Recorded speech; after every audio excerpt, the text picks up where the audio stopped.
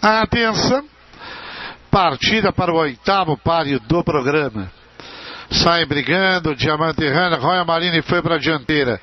Enquanto isso, avança por fora, Fabio Olímpica atacando a Diamante Runner, que corre quarto. Lempe Amigona vai no quinto, no Glória em sexto. New Obicar em sétimo, último Razan. Chamam assim para o final da reta e vão descer na grande curva. Royal Marine e Diamante Runner, os dois primeiros colocados. Enquanto o Kel por dentro briga com Fabio Olímpica, depois New Obicar, Razan. A seguir, Lempe Amigona. Na última colocação, Uno Glória.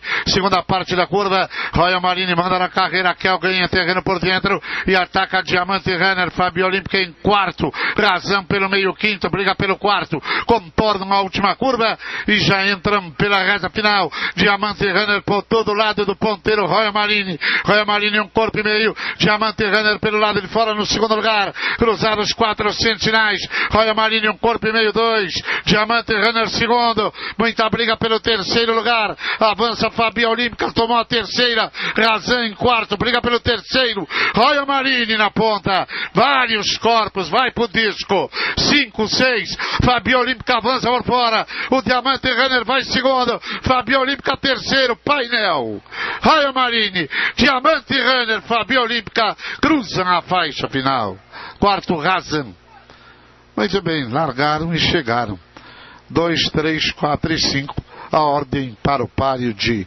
número 8, Renato.